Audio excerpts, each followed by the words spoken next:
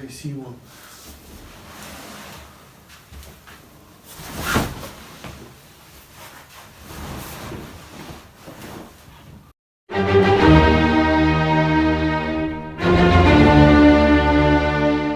Bonjour à vous les cinéphiles et j'ai envie de dire les sérivores. Aujourd'hui on va, comme vous pouvez l'imaginer, faire une vidéo un peu spéciale et on va parler de série télé. Oui.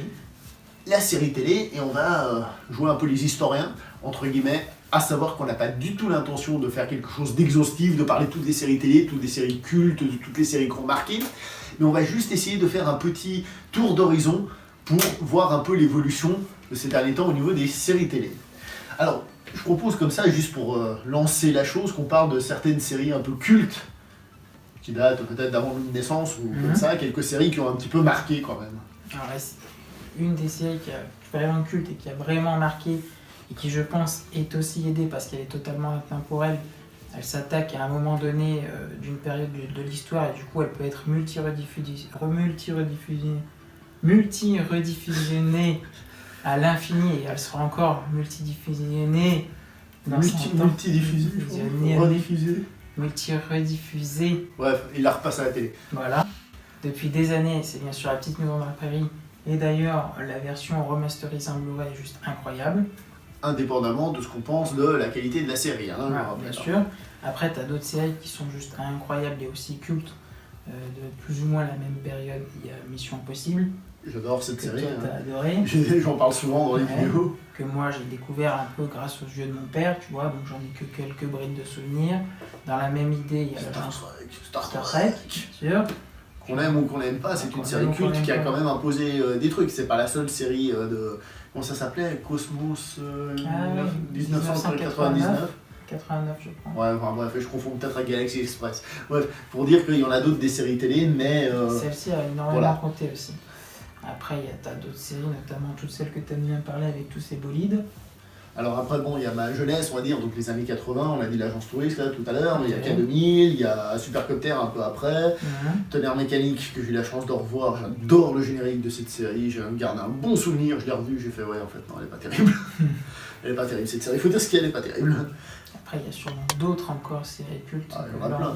Par exemple, une série que je pense que toi et moi, on va dire, on a oublié, mais qui je sais qu'à l'époque fonctionnait bien, c'était par exemple Un flic dans la mafia.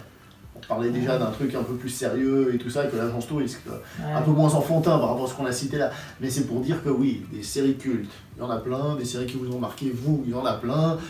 Vous pouvez sans autre l'écrire en bas. Le but, comme on a dit, c'était pas d'être exhaustif, de citer toutes les séries du monde, déjà pas possible, et ensuite toutes les séries cultes, surtout que peut-être, en fonction de là où vous habitez, peut-être que vous vivez dans d'autres pays, il y a d'autres séries qui ont été plus diffusées et donc qui sont plus cultes pour vous. Ça aussi, il faut pas oublier, on est sur Internet. C'est vrai. Donc là, on a fait un point très rapide et totalement fantastiquement vide, on va dire, jusqu'aux années 90. Et parce qu'il s'est passé un truc fin des années 90, début des années 2000, c'est là où on a eu un truc qu'on appelle l'évolution. L'évolution de la série à la télévision, qui passe par plusieurs moments, notamment à cette période-là. Déjà en 97, la chaîne de télévision américaine investit de plus en plus dans ces séries et impose des budgets qui sont de plus en plus importants. Bon, il y a aussi des séries qui ont eu un énorme succès qui n'était pas prévu, je pense à X-Files. Ouais, bien sûr, carrément. Un succès, mais de folie. Je me souviens, tout le monde en parlait tout le temps, partout, on trouvait plein de produits dérivés. C'est aussi amené par la qualité des acteurs, la qualité de la réalisation. Et des scénarios qui peu à peu... Des scénarios qui étaient très... qui étaient vachement matures par rapport à ce qui se faisait avant. Qui étaient très adultes et qui sortaient du commun de la série pour l'époque. Et qui aussi amenaient des personnages très atypiques qu'on n'avait pas l'habitude de voir à l'époque. Tu as notamment donc, les chaînes qui investissent énormément dans la série télévision et qui vont en faire un produit qui se rapproche de plus en plus au cinéma. C'est la première fois aussi qu'il y a des acteurs qui passent du cinéma à la série, ce qui ne se faisait pas. Déjà un truc tout bête, des années après on a eu une longue période de séries télé qui étaient adaptées au cinéma en les modifiant quelque peu ou beaucoup. Mais par exemple on a cité X-Files. X-Files avait le droit à des films, mais pas des téléfilms. Des films qui sont sortis au cinéma. Ah, il y a peut-être eu des Ah si, si, téléfilms aussi. ça je dis pas, mais je peux t'assurer qu'il y a eu Oui, des il y a eu films au des cinéma. films au cinéma. Et puis encore il n'y a pas longtemps, ils ont relancé un petit peu la série. Ouais, avec bon, ça après c'est un une version. reboot, un remake, etc. Ça Ouais. c'est comme partout au cinéma, comme partout ailleurs. Mais pour donner un exemple d'une série, L'importance. entre guillemets, qui a dépassé son Ouais, d'accord. statut, plus encore que les acteurs passaient de l'un à l'autre, ce qui était encore, disons les choses comme elles sont, relativement rare, mais ça commençait. Mhm. Après, en 97, il s'est passé aussi un truc qui a un peu changé aussi le monde des séries. C'est que on confie au réalisateur qui a notamment fait Avengers il n'y a pas très longtemps, Joss Whedon, Justice League. un budget juste incroyable. Il a une idée. Il a bouffé, mais comme un porc le mec. Vas-y, ouais. Il a une idée. Déjà, alors Joss Whedon a l'idée de vouloir mettre en avant une femme forte, comme on a pu voir d'autres séries aussi qui mettaient en avant ces femmes-là, comme Wonder Woman ou encore Xena la guerrière. Ouais. Wonder Ici, Woman, ça date, hein. Il veut vraiment marquer et essayer d'inventer un truc. Lui, son but quand il crée Buffy, c'est de changer l'esprit de la série télévision. Et il décide d'inventer un méchant qui est un fil rouge sur 22 épisodes. Et Buffy devra mettre un terme à la fin de ces 22 longues semaines d'épisodes au méchant. Précisons quand même que t'as cité Xena la guerrière, qui était une série qui avait été critiquée, mais je pense aussi appréciée à l'époque, ça je laisse soin à chacun, parce que semble-t-il, dans un premier temps, mais semble-t-il c'est en effet l'intention des producteurs, mettait en avant une relation homosexuelle. Carrément. Et si je dis ça, c'est parce que Buffy contre les vampires, si je ne dis pas de bêtises, c'est la première série à montrer ouvertement une relation homosexuelle lesbienne. Parce que quand Joss Whedon aussi fait Buffy, à quelque part, il a un peu l'idée de faire une sorte de nouveau Xena. Et il avait vraiment cette idée en tête, Xena. Il a dit qu'il avait envie de faire un nouveau, un peu nouvelle génération, d'une sorte de Xena qui était un peu nouvelle génération, quoi. Ouais, une nouvelle génération. Voilà, et surtout, il avait surtout ce qu'il avait vraiment envie, et c'est ce qui lui a permis d'avoir un budget confortable. Il a dit à la chaîne, je vais inventer un truc qui va changer le monde des séries, quoi. Ok, d'accord, intéressant. Voilà. Donc c'était une série qui avait quand même de l'ambition, Ouais, mais qui carrément. prenait aussi des risques. Hein, Aussi. parce que je pense par exemple à Star Trek, qui est connu pour avoir mis un russe positif, un asiatique positif à l'époque, pas tout le monde n'avait apprécié. Et je pense, parce que malgré tout on est en train de parler fin des années 90, mettre ouvertement un couple homosexuel, c'est peut-être pas ce qui passait le mieux quand À même. l'époque, non, c'était pas... Bon. Ça faisait énormément parler, en tout cas. Donc tant mieux finalement. Mais c'était peut-être aussi voulu à quelque part pour essayer de faire changer un peu les choses. Oui, justement, c'est pour ça que je dis tant mieux. Carrément. Oui. Après, il y a d'autres séries qui ont aussi changé par exemple, un concept qui sortait Du lot. Essayer d'être original. Ouais, par exemple. 24 heures chrono. Je sais pas si on le voit dans le cadre, mais 24 heures chrono avait une originalité, c'était d'essayer de coller au temps réel. C'est-à-dire qu'on avait un épisode avec les publicités qui duraient 18 minutes et un épisode qui durait 42 minutes, qui durait 60 minutes, pile poil dans la case horaire qu'était diffusé l'épisode, et du coup on avait un temps réel, plus ou moins réel, à l'épisode. Après, comme on avait déjà discuté, avec des triches logiques globales, je veux dire, on tombe devant. Déjà, ils font des trucs pas possibles dans la journée, mais je veux dire, je sais pas, s'ils doivent faire un trajet qui dure 3 heures, bon, bah, ils vont essayer de faire en 10 minutes pour que ça colle. Il y avait des facilités, effectivement, mais... Non, mais de toute façon, entre nous, qui a réellement cru en regardant 24 heures chrono que vraiment ça zoulait comme ça? Non, après voilà, c'était hyper intéressant. Par exemple, aux États-Unis, quand ils regardaient l'épisode qu'ils annonçaient 17h08, ils regardaient sur leur magnétoscope à l'époque, c'était marqué par exemple 9h08. Donc ils avaient un semblant de temps réel, quoi. Ouais. C'était hyper intéressant, même dans la manière d'être réalisé, où les acteurs devaient, par exemple, une discussion téléphonique, faire une vraie discussion téléphonique qui durait le temps réel avec...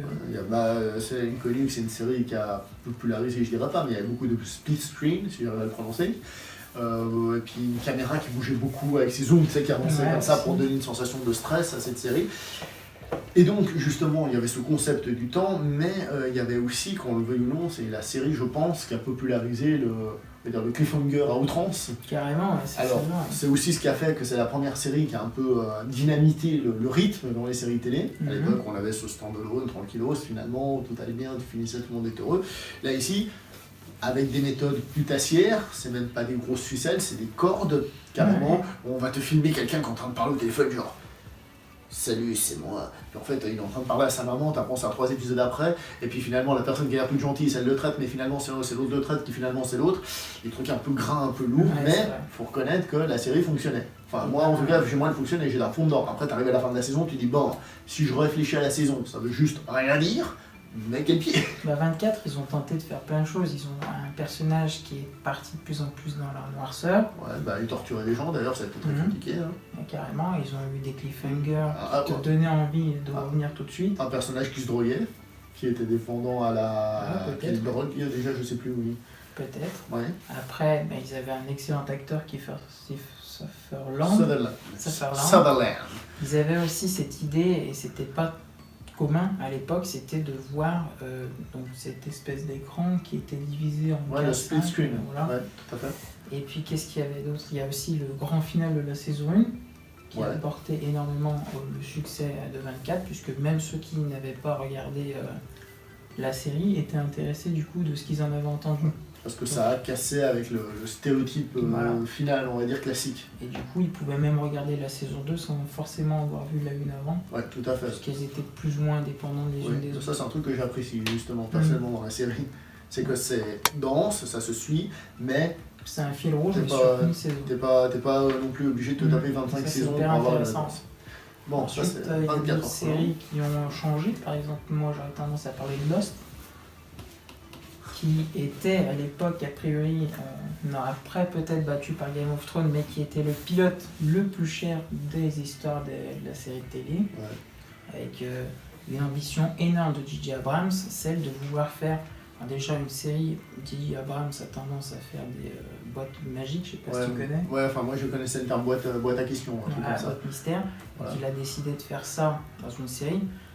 Et surtout, il a décidé de faire une série interactive. Il faut expliquer ce que c'est la boîte magique, la boîte à questions. Alors, la grande spécialité de J.J. Abrams, c'est de mettre des mystères et de ne jamais y répondre. En fait, au début, il balance plein de mystères pour t'attraper et il te dit voilà, tout ça, on en reparlera un jour. En fait, c'est lié à un truc dans l'enfance de J.J. Abrams, je sais pas si tu connais. Non. En fait, J.J. Abrams, quand il était petit, il était sur une aire d'autoroute avec sa famille en partant en vacances. Et son père, pour s'amuser, lui a acheté une boîte mystère avec juste un point d'interrogation. Et il s'est dit, je vais jamais ouvrir cette boîte. J.J. Abrams n'a toujours jamais ouvert cette boîte. Et il voudrait ouvrir cette boîte sur plus ou moins les derniers souffles de sa vie pour découvrir ce qu'il y a. Et en attendant, il s'imagine ce qu'il peut y avoir dedans.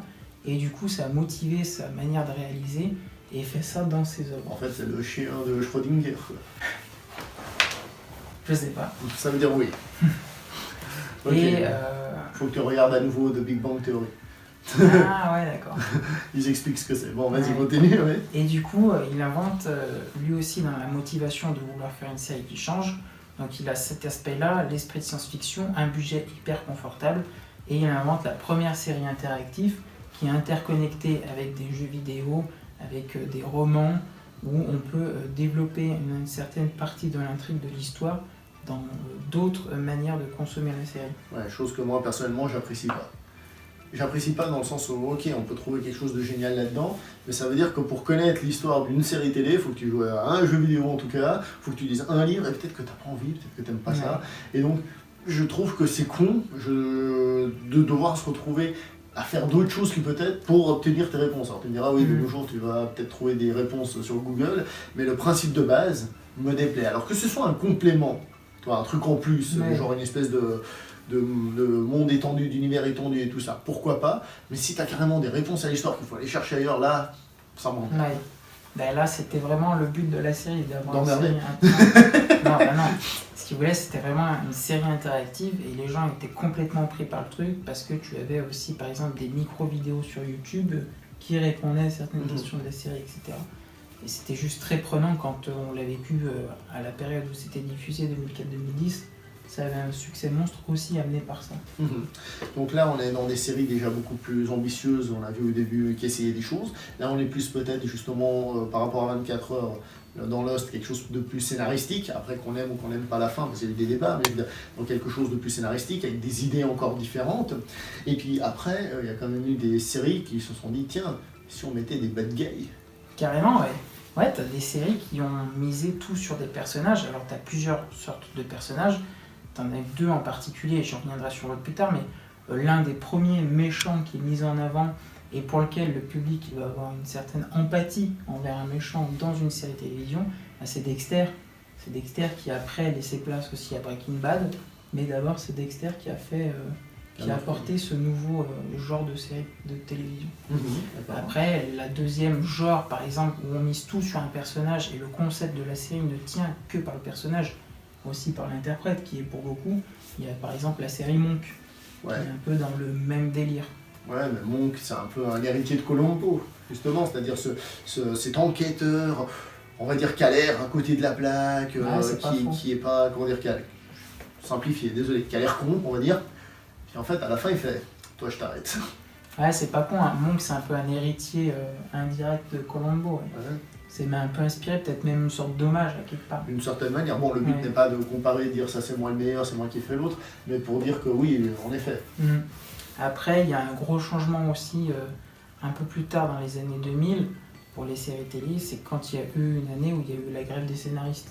Ouais. Ça a handicapé beaucoup de séries parce que... Un de mes potes à moi je me suis arrêté avant, mais qui a regardé la saison 6, je crois, de 24 heures chrono, m'a dit que c'était pas terrible. Hein.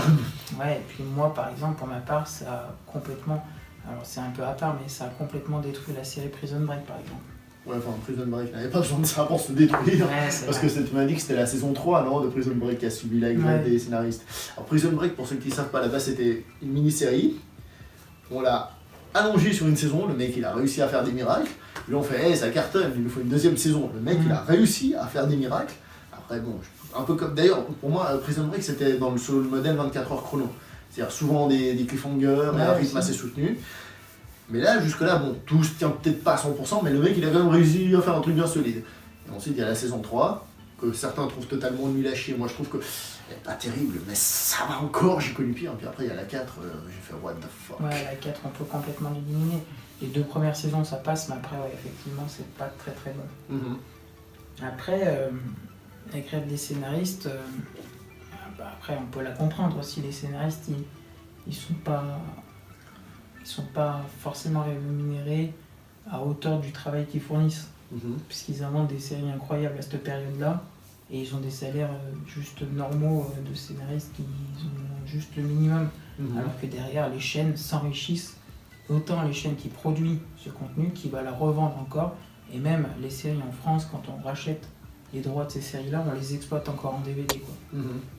Après, il y a d'ailleurs le fait que le DVD est amené à la maison aussi. Oui, parce que c'est là où on a commencé à consommer, à devenir des sérivores, c'est-à-dire enchaîner les épisodes de séries télé à la maison. En fait, c'est le DVD qui a un peu imposé ça, enfin imposé, ça s'est imposé par le DVD, ça. Aussi, ce truc de se taper des saisons entières chez soi d'une traite. Bon, on avait le droit de pouvoir consommer comme on voulait, quand on voulait. Après, t'as tendance à vouloir un peu comparer du coup ça avec Netflix. Et c'est pas tout à fait vrai parce que Netflix cartonne ces derniers temps en France et en Europe, mais en réalité ça existe depuis plus de 20 ans aux États-Unis. Parce que ça arrive fin des années 95. Quoi. Donc ils ont quand même bien évolué et au départ. Fin des années 95. Parce que je crois que c'est vraiment sur la. Oui, non, mais vous environ le génial. Voilà. La précision. Mais c'est environ le 3 mars. Non, mais c'est pour te dire que par exemple, quand ils ont démarré Netflix, ils avaient peut-être 3000 films, tu vois, à peine. Aujourd'hui, effectivement, ils ont un truc colossal, mais ils ont galéré avant d'arriver à ce qu'ils sont aujourd'hui. Mais entre le DVD et Netflix, aujourd'hui, c'est un peu divisé en deux le monde de consommation de séries télé, c'est sûr. Et sinon, on peut aussi parler des séries à très gros budget. Je pense évidemment au représentant officiel actuel, à savoir Game of Thrones.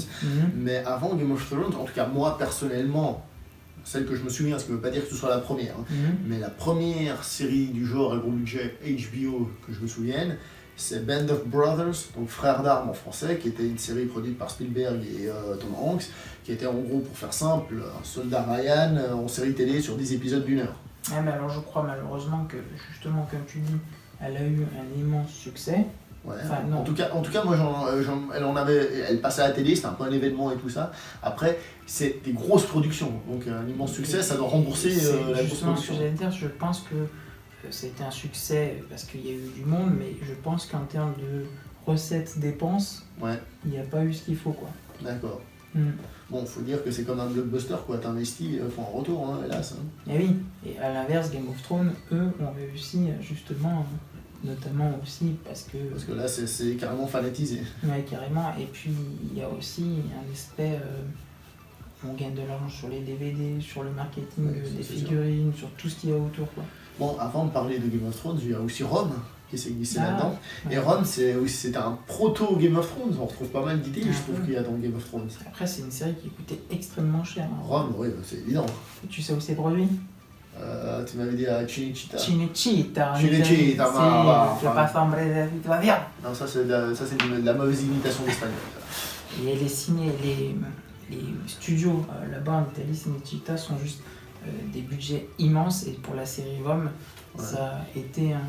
Bon, je suis pas un expert, mais je pense que vu l'endroit où ça se situe, il doit y avoir des décors romains quand même. Ah, mais franchement, c'est pour ça, je pense. Moi, j'ai vu un making-of d'un tournage, notamment pour la saison 6 de Kaamelott. Ouais. Les studios, ils sont magnifiques, quoi. T'as vraiment l'impression d'être à l'époque à Rome. T'as l'impression d'être à Rome. Ah ouais, Non, t'as Rome de l'époque. Oui, non, mais je plaisante.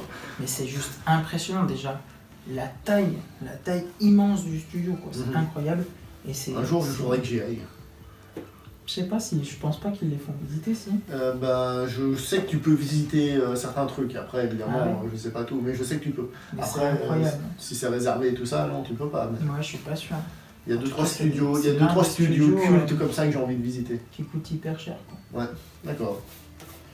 Donc là, on a parlé des séries à gros budget, on a parlé de la consommation rapide, on va dire, du fast-fooding. Ouais. Et en fait, tout ça me fait énormément penser à ce qu'on a un peu au cinéma actuellement, finalement. C'est soit on a des gros budgets qui réunissent tout le monde, et finalement, les plus petits films, moi je le vois par exemple quand je t'envoie une vidéo sur un plus petit film, parce que j'aurais pas trop les chiffres officiels, mais tu vois déjà au moins l'intérêt que peuvent porter les gens en proportion, évidemment. Ouais. Ça fonctionne beaucoup moins bien, alors que dès que tu pars d'un gros film, même s'il est pas génial, même s'il est stéréotypé, même s'il prend pas de risque, je dis pas que Game of Thrones est comme ça, moi je trouve que Game of Thrones c'est très bien, tu vois. J'adore Game of Thrones, mais c'est pour avoir des likes. D'accord. Mais moi j'aime vraiment Game of Thrones. Non mais j'allais dire, j'aime vraiment aussi cette série, j'ai vraiment regardé.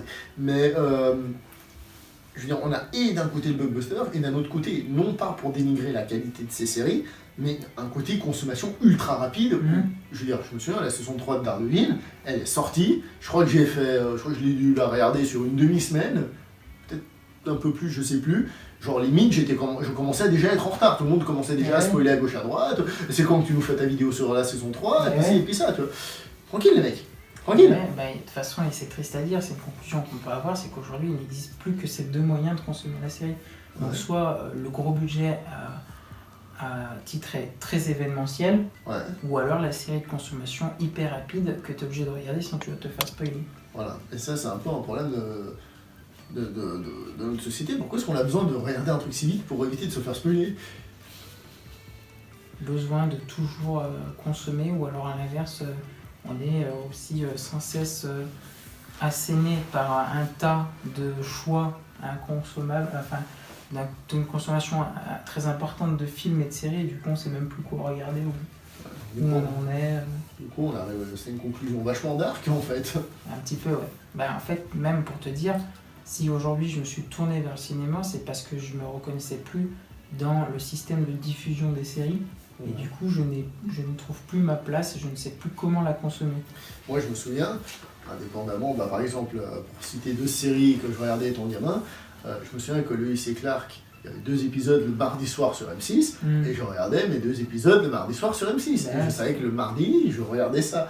Il y avait ce plaisir du mardi soir. Carrément, comme moi, plutôt j'ai connu la trilogie du samedi, quoi.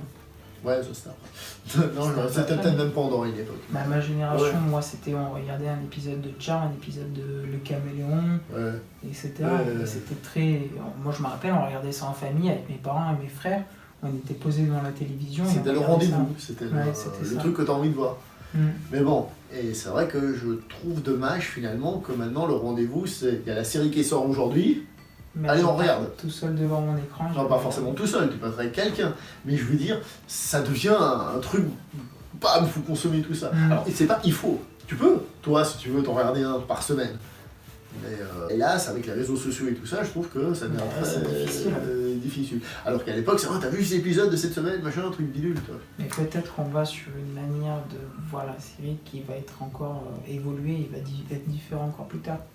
Ouais, bon, la série, qualitativement parlant, les séries télé ont quand même atteint un niveau assez intéressant. C'est pas ça de... C'est incroyable ce qu'on arrive à en faire, c'est sûr. Voilà, ils prennent leur temps parce que justement, comme tout qui sort d'un coup, par exemple, ils savent que les gens peuvent regarder jusque-là, donc ils peuvent faire un épisode entier d'introduction, ensuite peu à peu commencer à développer pour arriver au truc. Là où à l'époque, peut-être, on sortait un épisode et puis il fallait en tout cas que l'épisode en lui-même il ait une certaine qualité. D'ailleurs, moi je suis un peu old school à ce niveau-là.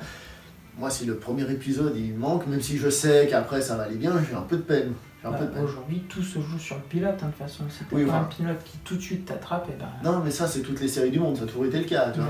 Mais je pense que justement, une série où il y a déjà toute la saison qui est faite et qu'on te la présente d'un coup, on peut se permettre de présenter un pilote, ou même la deuxième saison, on s'en fout. Tu sais ce que je veux dire, il y a des épisodes qui prennent plus de temps à introduire l'intrigue. Et moi, ça... à ce niveau-là, j'avoue qu'au niveau série, moi, il faut que ce soit un peu plus dense, on va dire. Ouais, d'accord, ouais, je comprends. Et puis sinon, il y a quand même les sitcoms. Tu vois sur les sitcoms. Moi, j'adore les sitcoms parce que c'est court, c'est drôle. Enfin, c'est drôle, c'est une carrière. Moi, j'adorais Mon oncle Charlie, How I Met Your Mother, pour citer certains. Il y a eu un grand âge d'or des séries courtes dans les années 2010. Il y a eu Friends, qui a un peu Friends, il y a eu H en France. Ouais. Il y a eu la version américaine avec Scrubs. Ouais. Il y a eu Earl. Ouais. Il y a eu Earl. Il y a eu quoi? Attends, je les ai notés, je vais te les dire. Bon, il y en a eu plein. Moi, il y a eu l'âge d'or. Ah, il y a eu, comment ça s'appelle Entourage, que j'ai adoré. Ah oui. Je sais pas si on peut le qualifier de sitcom, Entourage. J'ai noté Ma famille d'abord, Ouais. Touche pas à mes filles, Cougarton, Modern Family, New Girl, Two Broke Girl, The Big Bang Theory. C'est vrai, j'ai oublié de citer The Big Bang Theory, Ouais. tout à fait. Mais t'as oublié Mon oncle Charlie là-dedans, hein. Et j'ai oublié Malcolm. Ouais, mais t'as oublié Mon oncle Charlie. Ouais, c'est vrai. Mais je crois que c'est pas encore fini, Mon oncle Charlie. Si, Ils ont mis un terme, ça y est. Si. Ouais, après j'ai décroché à un moment donné. Moi j'ai arrêté dès que Charlie Sheen est parti en fait. Ouais, c'est un peu ça. C'est juste que je m'en foutais, tout le monde disait que c'était pas terrible, après je fais bon, je m'arrête là. Bon, du coup on va arrêter de tourner autour du pot. On est arrivé à une situation de consommation rapide ou de gros blockbuster qui finalement est pas... En tout cas, pour moi, ça me convient pas, je me retrouve pas. Mais le truc, c'est que c'est la manière de le consommer, c'est-à-dire la réaction du public. Moi, je trouve ça un petit peu dommage, ce qui ne veut pas dire que ce soit de mauvaises séries, hein, c'est pas du tout ce qu'on est en train de dire. Mais que, ouais, ça me manque un peu de... il faut trouver un nouveau truc. Ok, voilà, on va arrêter là. Alors, évidemment, je pense que certains, et ça je le dis très honnêtement, vu ce qu'on a dit, vont pas être d'accord avec nous. Carrément, c'est évident, ça se trouve. Peut-être pas, ça se trouve, ils vont être complètement d'accord. Je sais pas. Moi je dormais en intro, mais toi tu rêves. Je pense que certains vont pas être d'accord, donc n'hésitez pas à dire que vous êtes d'accord dans les commentaires. Tu vois l'astuce. Tu leur mets la commande, ni vu ni connu. Ce qui est intéressant, c'est de nous dire s'ils ont d'autres idées de séries qui ont changé ou de moments qui a changé la série. Ouais, de séries qui vous ont plu, soit des séries qui peut-être sont pas des séries géniales, qui sont peut-être pas des séries qui finalement sont restées en tant que telles, mais qui sont des dates, c'est-à-dire qui sont arrivées et qui, poum, ont provoqué une évolution dans le monde des séries télé. Bon, on va s'arrêter là pour aujourd'hui. Yes. Hein, il est tard. Donc, qu'est-ce qu'il faut faire à la fin d'une vidéo, voire même au début, voire même pendant? La liker. La liker, ensuite il faut... La commenter. Ouais. La partager. Et c'est tout. Faut s'abonner! Ah ouais, c'est vrai, pardon. Purée. Eh oui, il faut s'abonner. À sa chaîne, à la mienne. J'allais dire, on vous parle.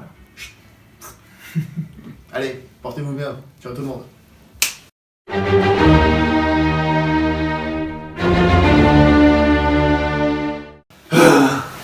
Les trois fois qu'on essaie de la tourner cette vidéo. Et le pire, c'est que la première fois, la conclusion un peu sombre, on a fait putain, mais en fait, on a arrivé sur le... Et puis là, du coup, on le fait genre, ouais, donc le résultat est un peu sombre, complètement blasé, parce que. Et la première fois, on est tombé dessus un peu par hasard, genre. Ouais, c'est vrai. Ah ouais, merde. Mais... Saloperie.